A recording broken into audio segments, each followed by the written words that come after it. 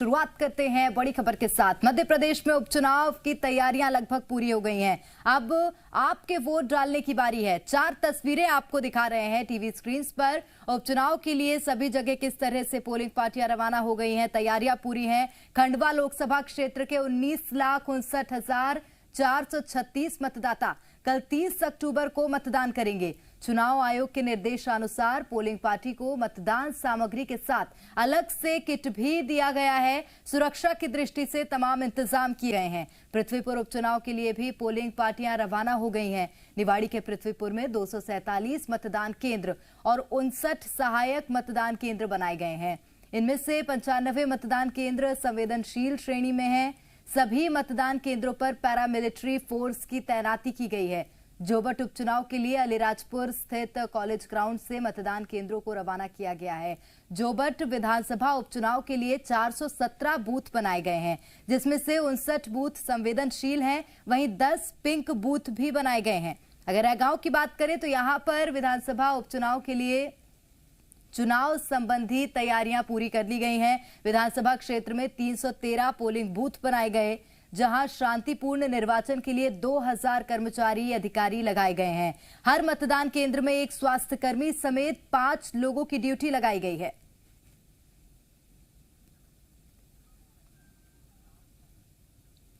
और वहीं वोटिंग से पहले बीजेपी चुनाव प्रबंधन समिति की बैठक हुई है। बैठक में बूथ मैनेजमेंट समेत कई मुद्दों पर चर्चा हुई है। बैठक के बाद वीडी शर्मा ने चारों सीटें जीतने का दावा किया है। चारों सीटों पर कांग्रेस पर नजर रखेंगे, वीडी शर्मा ने कहा।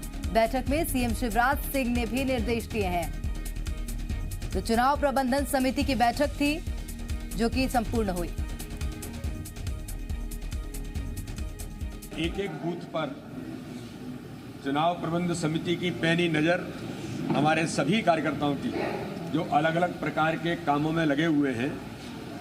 हमने इस बात पर गंभीरता के साथ कि किसी प्रकार से किसी क्षेत्र में कोई ऐसी बातें न हो जो कांग्रेस जिस प्रकार से गुंडीजिम छल कपट की राजनीति करने का जो प्रयास करती है, अंतिम समय में कल मतदान दिन तक एक पैनी नज़र रख के हमारे सभी कार्यकर्ता बूथ पर सक्रियता के साथ काम करेंगे। और एक चुनाव हमारी प्रबंध समिति ने जो प्रयास किए और हमारे नेतृत्व ने जो अथक मेहनत की, उसके आधार पर प्रचंड बहुमत के साथ चारों चुनाव भारतीय जनता पार्टी जीतेगी।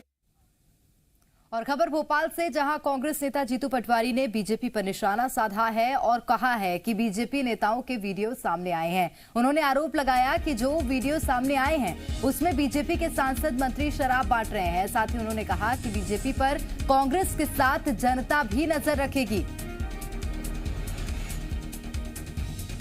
मुख्यमंत्री चुनाव प्रबंध समिति की मीटिंग के बाद कलेक्टर और अधिकारियों से बात कर रहे हैं। ये सब गंभीर आरोप तो उन पे है। कांग्रेस पार्टी तो सिर्फ सवालों के बीच में है कि क्यों डीजल पेट्रोल इतना महंगा है मेरे प्रदेश में, जवाब देगी जनता।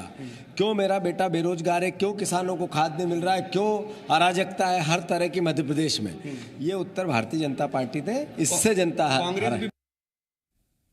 और पृथ्वीपुर में उपचुनाव से ठीक एक दिन पहले एक वायरल वीडियो सामने आने के बाद विवाद खड़ा हो गया है। आरोप है कि वायरल वीडियो में बीजेपी नेता दिख रहे हैं जो मतदान को प्रभावित करने के लिए वो गांव वालों को धमका रहे हैं और बूथ लूटने की बात कह रहे हैं। हालांकि वायरल वीडियो की पुष्टि जी मीडिया नहीं करता। वहीं वीडियो वायरल होने के बाद कांग्रेस प्रत्याशी नितेंद्र सिंह राठौर ने जिला प्रशासन पर सरकार के दबाव में काम करने का आरोप लगाया। वहीं भोपाल में कांग्रेस ने इस मामले में चुनाव आयोग से बीजेपी की शिकायत कर दी है।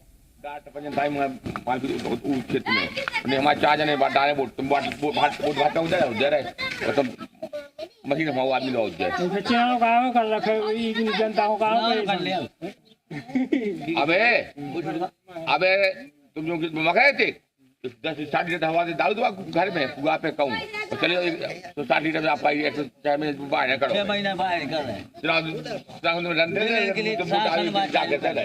बोलो ना भाई, हम तो आज हमने कहा कि मांगने गए ना मकरे के ऐसा ऐसा 2 घंटा बाद नहीं उठ रहा कांग्रेस। और मेरा प्रशासन से अनुरोध है और निर्वाचन आयोग से अनुरोध है कि इसकी ओर ध्यान दें। जिस तरह से ये लोग कर रहे हैं तमाम तरह की खुले तौर पे अगर ये धमकियां दी जा रही हैं और डराया जा रहा है, ये गलत है। और इस पे मैं चाहता हूं कि प्रशासन और निर्वाचन आयोग खास तौर पे ध्यान दे और सही तरीके से कार्रवाई हो, अन्यथा चुनाव कराने का कोई मतलब नहीं है।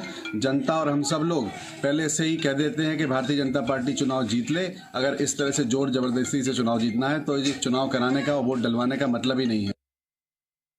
ये बूथ कैप्चरिंग करने की योजना का वीडियो हमने आज माननीय चुनाव निर्वाचन आयोग को सौंपा है और हमने मांग की है कि ये जो अनिल पांडे नाम के व्यक्ति हैं, जो भाजपा नेता है निवाड़ी के, इनको तत्काल उनके साथियों को गिरफ्तार किया जाए और वहां पर CCTV कैमरे लगाए जाए, विशेष पुलिस बल लगाया जाए, जिससे कि वहां का चुनाव का मतदान निष्पक्ष शांति संपन्न हो सके। हमें उम्मीद है कि निर्वाचन आयोग इस पर कोई स्वतंत्र रूप से निष्पक्ष कार्रवाई करेंगे और निष्पक्ष रूप से मतदान संपन्न हो सकेगा।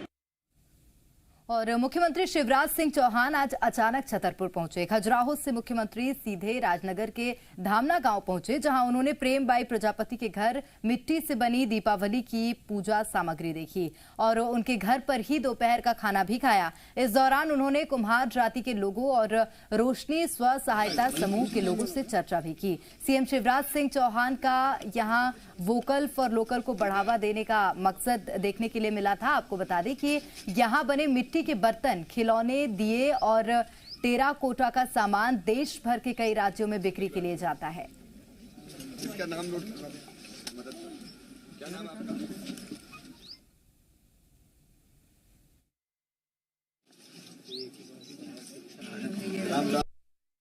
सारे कलेक्टर्स को मैं ये निर्देश भी दे रहा हूं कि दिवाली के अवसर पर ये देसी जो सामान है हमारा यहाँ पे बनता है अलग अलग गांव में पूरे मध्य प्रदेश में, उसको बेचने के लिए जगह हाट बाजार में इनको स्थान उपलब्ध कराएं। दिवाली तक उसका भी ये इंतजाम करें कि ये लोग अपने सामान को बेच पाए, कोई किसी प्रकार का टैक्स इस पे ना लगे। और वहीं मध्य प्रदेश में खाद की कालाबाजारी पर सरकार सख्त हो गई है। मुख्यमंत्री शिवराज सिंह चौहान ने खाद की कालाबाजारी करने वालों पर रासुका लगाने के आदेश दिए हैं। खाद संकट को लेकर की गई समीक्षा बैठक के बाद सीएम ने कहा कि किसान आश्वस्त रहें, कालाबाजारी करने वालों पर रासुका के तहत कार्रवाई की जाएगी। पूरी ताकत से खाद की व्यवस्था की जा रही है, जिसमें केंद्र सरकार का भी सहयोग मिल रहा है। उन्होंने कहा कि 31 अक्टूबर तक 31 रैक खाद आनी थी, लेकिन अब 32 रैक आ रही है। सीएम शिवराज ने किसानों से एनपीके और सुपर फास्फेट का भी इस्तेमाल करने की भी अपील मुख्यमंत्री ने की है। मांडविया जी से चर्चा हुई है, उनने नवंबर के लिए भी मुझे आश्वस्त किया है कि मध्य प्रदेश को जो खाद चाहिए, डीएपी, यूरिया, उसको वो उपलब्ध कराएंगे। किसान भाइयों को परेशान होने की जरूरत नहीं है। हम लगातार अब मॉनिटरिंग कर रहे हैं, कंट्रोल रूम हमने बनाया है और आज मैंने कड़े निर्देश दिए कि अगर कोई ब्लैक करेगा तो सीधे रासुका में जेल भेजेंगे, ब्लैक करने वालों को कुचल देंगे। और वहीं दमोह में खाद की समस्या से परेशान किसानों ने दमोह सागर हाईवे पर चक्का जाम कर प्रदर्शन किया है। इस दौरान प्रदेश सरकार के खिलाफ जमकर नारेबाजी की गई। किसानों ने बताया कि वो रात से ही लाइन लगा देते हैं। रात और दिन दोनों खराब करने के बाद भी उन्हें एक बोरी खाद नहीं मिल रही है। वहीं मौके पर पहुंचे एसडीएम ने किसानों को समझाया कि कल तक खाद उपलब्ध हो जाएगा। सागर से खाद की सप्लाई कराई जा रही है। एसडीएम के आश्वासन पर किसानों ने अपना प्रदर्शन खत्म किया।